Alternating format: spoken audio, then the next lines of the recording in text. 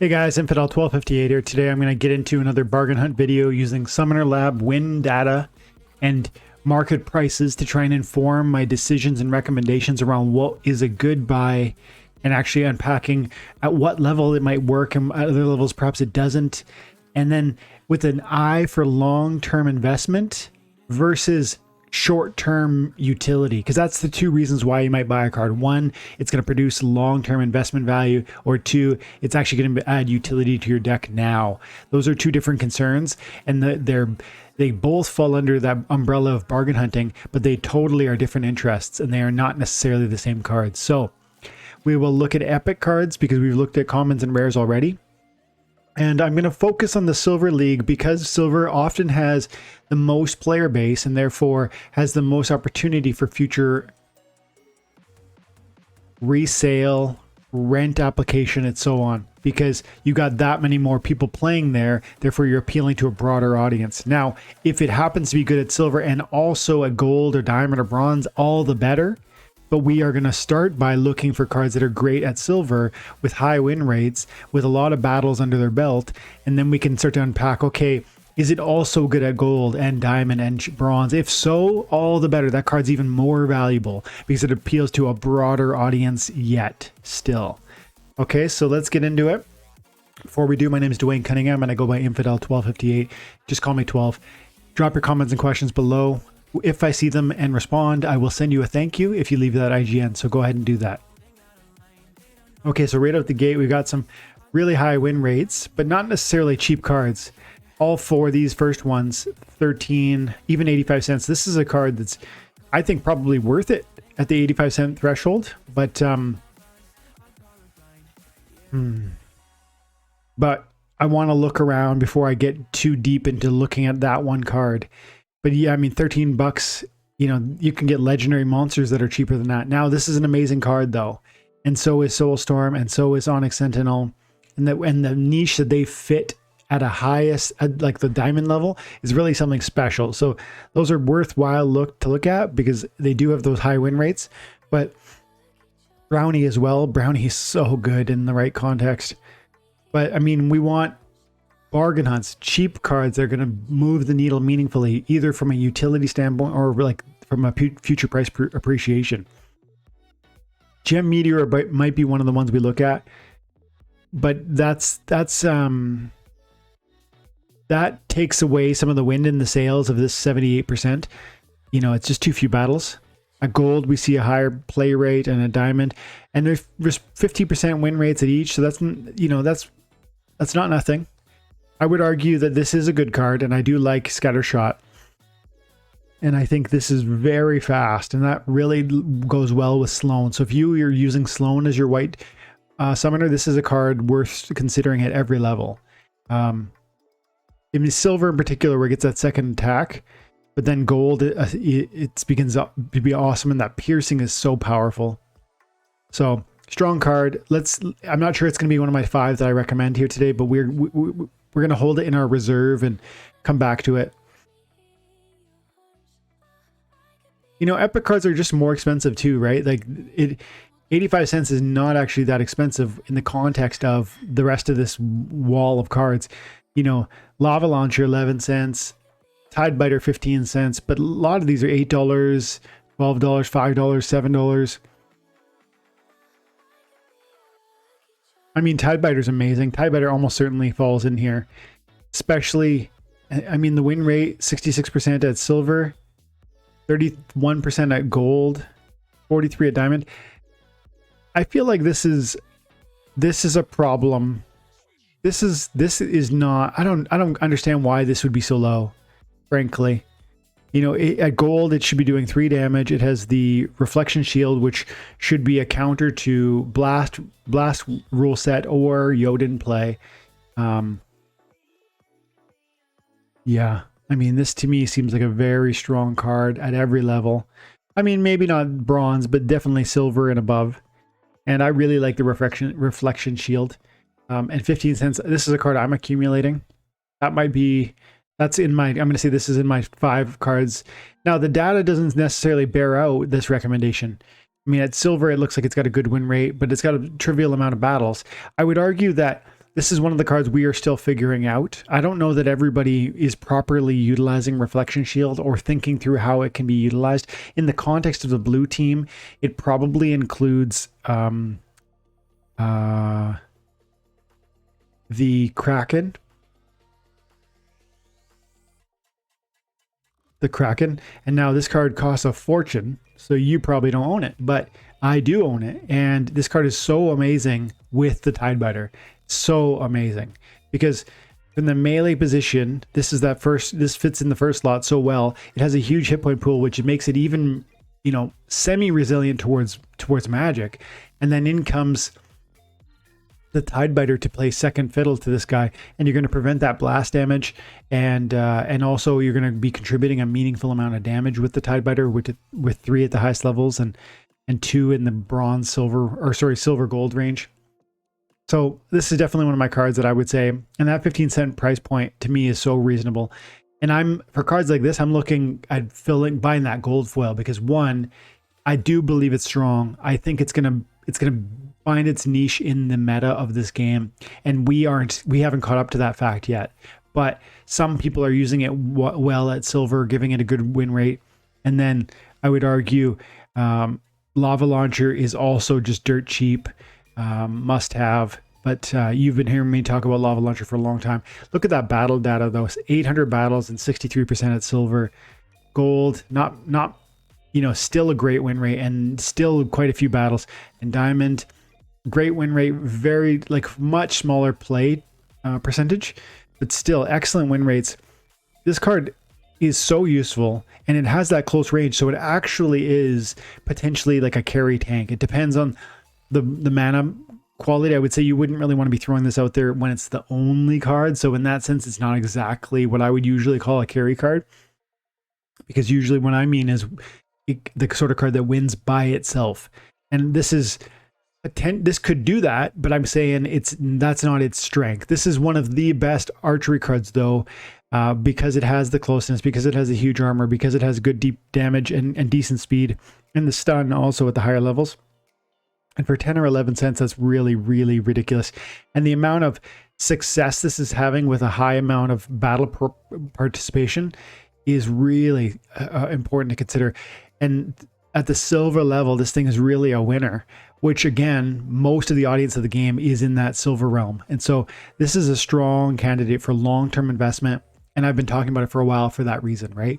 So Lava Launcher, Tidebiter, possibly Gem Meteor. Gem Meteor is not in the same, you know, this is an awesome card in a lot of ways, but these are different levels. So I'm gonna hold off on that Gem Meteor. Different levels because, one, this can play in the second position and fight in little league battles, and you know it's got that reflection shield, so it can be quite resilient. This card has close range and has stun and has a huge hit point pool in the armor, so both of these are more resilient and could almost, well, at least they serve a significant proportion of your victory in the context where they allow you to win. This is a support, you know, in the sense that you can't shoot this alone. You need other things with it. It's a great archery unit. It's excellent if you rely on Sloan, but I'm saying it's not necessarily as quality as these two, in my opinion. Plus, it's 7 times more expensive. It is a neutral, though, so that's interesting.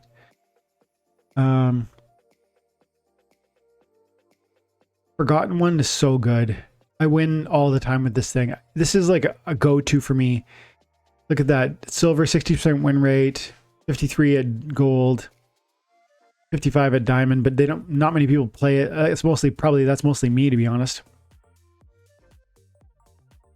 Yeah, I like this card a lot for a lot of reasons. I think it's excellent, and it's probably worth, if you're playing at silver, I'd say it's worth buying 10 of these to get yourself a strong tank with immunity and retaliate and a good amount of damage. It's an excellent card in the reverse rule set or where legendaries get taken out. Yeah. Or melee from any position. Or Noxious Fumes.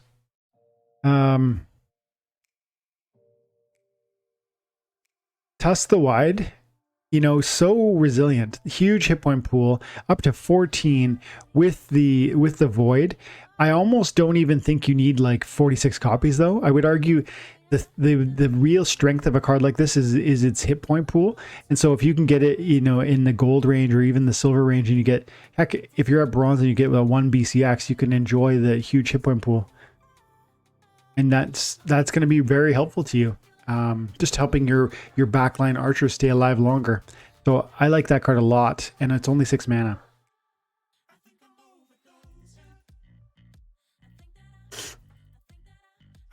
Oh, Renova. Jin Renova, too cheap, too good, too beautiful. The card art's amazing. The magic damage is significant. 2 at the lowest levels and 3 at the highest. And they recently changed how they changed something. They changed, it was 3, 6. There was a level where they were the exact same. I think it was level 4 and 5. They were both 3 damage, 6 speed, and or 6 hearts and 3 speed, but they buffed level 5. So if you're playing in gold, this is a good time, interesting time to access that. Because that's, you know, that's a big 1 extra hit point. This is one of the best epics in my opinion. It's so good. I love it. And strengthened is so underappreciated because it actually helps. Remember, you're helping your tank be that much stronger. You're helping your heal be that much more impactful, because if your tank has one more hit point, it can increase the proportion of health received upon every heal. And so if you can get 2 or 3 strengthens out of your back line, it's going to make your whole team so much stronger. So strengthen's amazing. Renova is worth way more than 12 cents. That's a card I think that'll be worth, you know, probably 50. I'm going to say this will be selling for $10 a BCX one day. I really think that. So Renova, Lava Launcher, Tide Biter. Let's see. Let's try and get something a bit surprising that you wouldn't kind of think about very often. Now, Revealer is another. This is not maybe surprising. Let's make our last one a surprise. I'm going to say Revealer with its 4 mana, good amount of damage, stun. I love it in the Equalizer. It's got that immunity, which is so important nowadays. And then, of course, the reflection shield at the highest levels, making this a great partner for the taunt on the death team.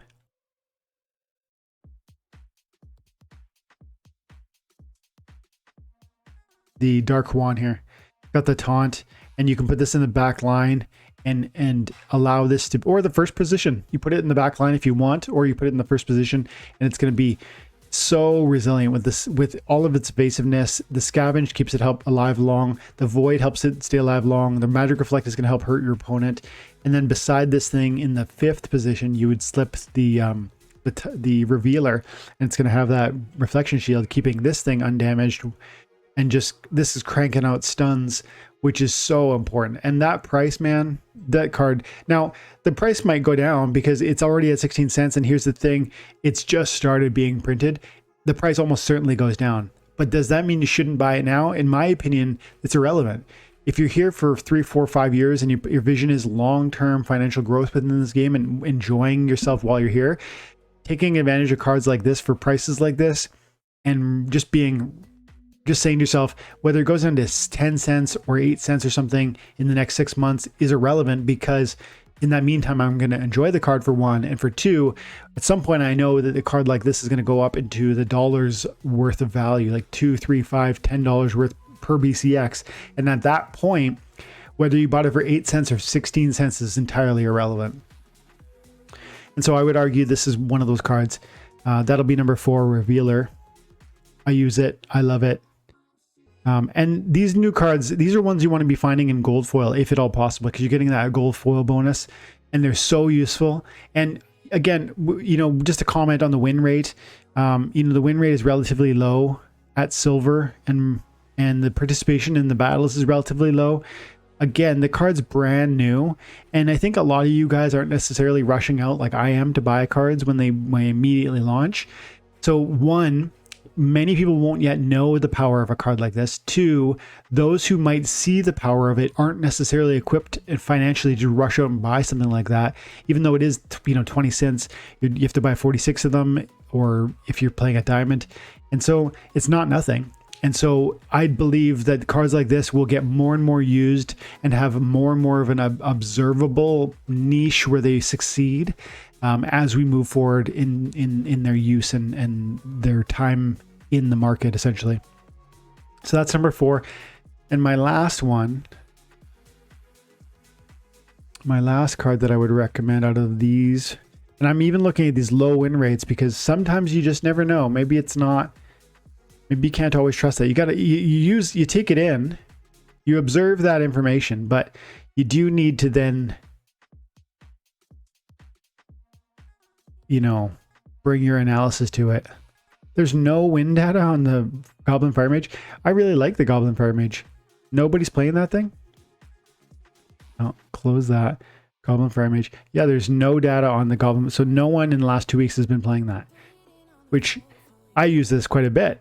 I think it's quite powerful. It does 3 magic damage at the higher levels. I think it's got blind.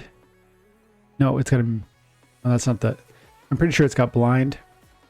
And speaking of blind, the Insidious Warlock would probably be my number 5. Look at this win rate though. Now, here's the thing. The Insidious Warlock has the recharge ability, which I don't love. But at the highest levels, this thing is doing crazy damage with the recharge. And also, this is more important to me, it has blind. And blind is super important for the speed meta that I use with the death team. And so there are other blind monsters that are out there, but I actually like this one the best for the death team. And I'll show you why. This card to me at 33 cents for an epic is well worth it. And notice how it's surprisingly high in price considering its terribly low win rate. Why is that? Because certain people recognize the value of that blind and they're using it like a support monster. Certain people, very few, but there's probably 5 or 10 of us that are doing it.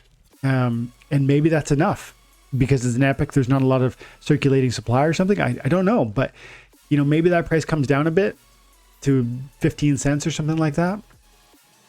I don't know, but let's look at that quickly. Blind on the death team. So on the death team, you could use these blinds to really take advantage of the speed meta that I'm always doing. I use my Nightmare in the first position, and I do variety of swiftness monsters as well as slow monsters, and always got to bring one blind monster. Octopiter is an amazing choice, and I have one somewhere on one of my many accounts.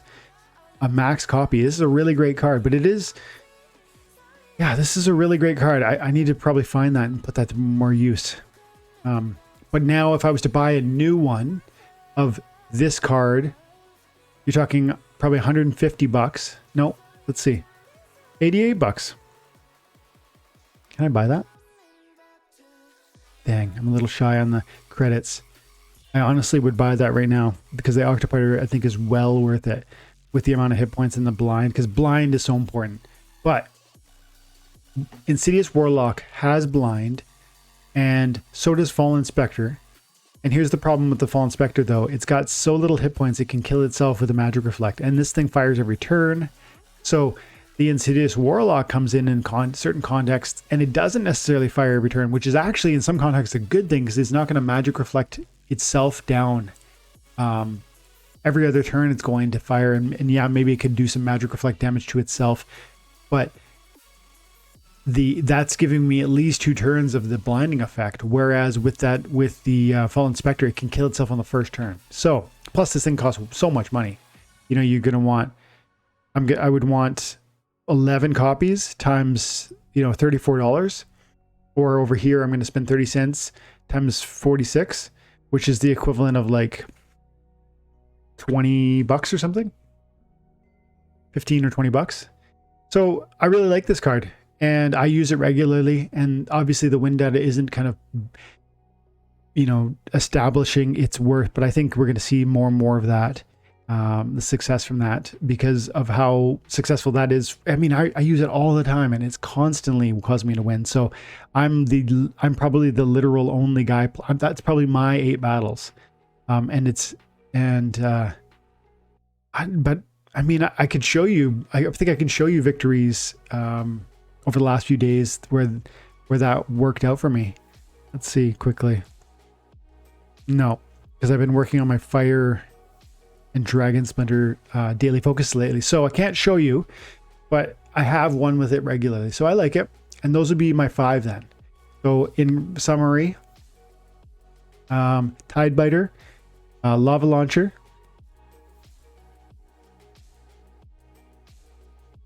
Jin Renova. We talked about like honorary mention for Test the Wide. We didn't talk about Jin Chihuahua, but definitely honorary mention. So good. And really cheap. I use a Necrosi all the time, but it's maybe perhaps a bit expensive. We talked about number 4 was the Revealer. And lastly was the Insidious Warlock for that support mechanic. And if it does get to fire that recharge, that's pretty nasty.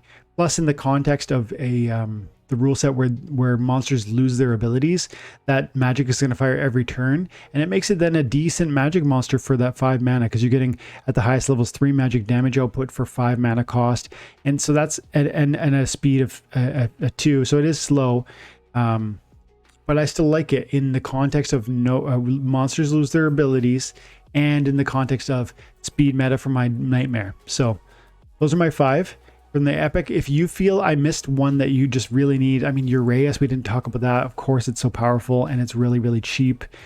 There's a ton of great cards here and great value. But those are 5 that really strike. We didn't talk about Temporal Master or Dax Paragon, so good. But yeah, those are the 5 that I would really, that I both would recommend and that I'm personally investing in and have been for days or even months now, because I really want not just 46 BCX of these. I want hundreds of copies, because I do think they're going to merit that massive price appreciation one day, and that might be 4 or 5 years away. I'm okay with that. If that sounds interesting, and if you enjoy this sort of analysis, guys, stick around, stay tuned. We'll do all of them. We'll do next legendary. So guys, thank you. Have an amazing day. God bless.